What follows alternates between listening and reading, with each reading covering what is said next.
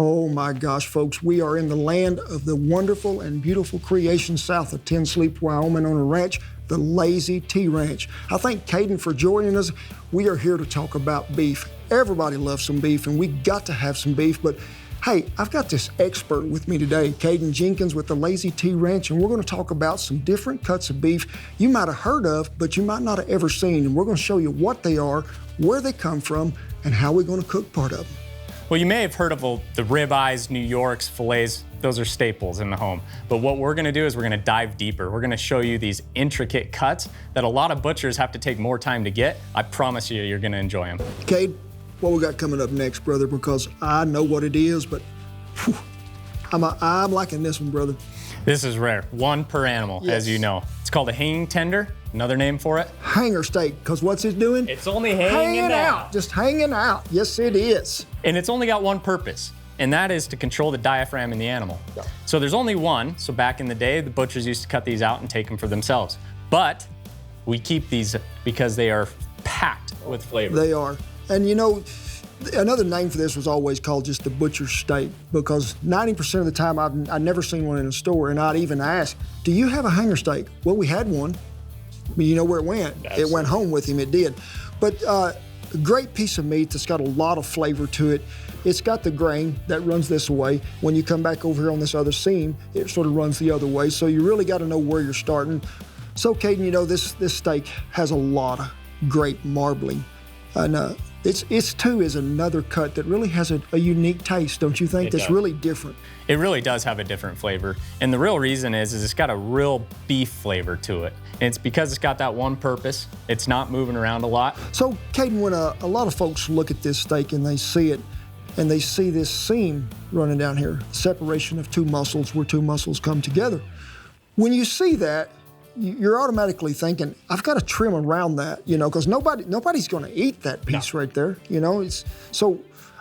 And when I'm buying a steak, I want the most bang for my buck. I want to clean the plate, you know. I don't want there to be anything left.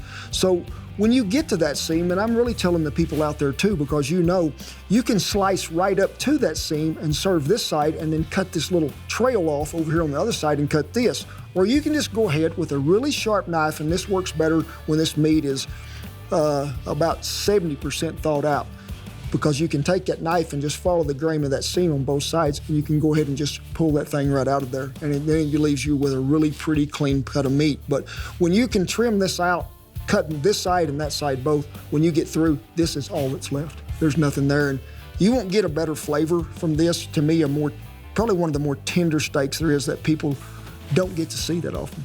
So you see now the grain of the meat is running this way. Now, after I'd cook this, I would take this and just slice it right in half first, and then I'd cut against this grain all the way up. And you can see if it goes to running at an angle, turn that knife to where you're getting it, where you always want to be across the grain when you cut it, not with it, because if you would slice this here, this gets a little stringy and a little chewy that way. So always slice anything that's got a grain in it against the grain. So Caden, where are we going to find this steak? There's just one in an animal. I don't think I've ever seen one in a grocery store, so people are going to want this. Kent, that's the easiest question you've asked all day. Lazy T Ranch, we've got them. But at the same time, you can find them. You got to go to your local butcher, and you got to make sure he hasn't taken them home first. Yeah. Ask him if he's got some held in the back, and they'll have them. Make sure they're trimmed properly, and it'll be some of the best eating you've had. When you first see this thing, it's not the most aesthetically pleasing cut of beef. It's really just encompassed in fat. Yep. And so you've got to do a lot of work to get it down to the actual meat part. But if you trim it properly, you'll end with something that looks just like this. Something that you can take home and be proud of to cook for dinner. Well, Kent, now we know what a hanger steak is. Now the most important part. How are we gonna cook this to keep the flavor and the tenderness in it? Well, first of all, there's two rules of thumb I always use on cooking a steak, especially when it's this tender. So many people make the mistake of under-season, overcook.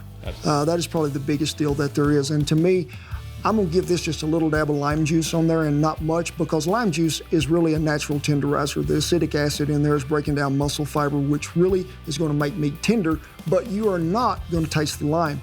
And then I'm gonna season it with our original, probably both sides, let it come to room temperature. I always like to do that before you. That way you're gonna get an even cook time when you do this. And I'm gonna put it on a grill, and I am gonna cook it till it is about 120, and then I'm gonna eat it. I'll probably call you, but I'm gonna eat it, you know what I mean? You know, Caden, this really doesn't need any anything done to it besides seasoning and cooking. We're not going to marinate this, right? No, absolutely not. Just let this beef do its thing. Let the flavor come out naturally, and you'll be happy.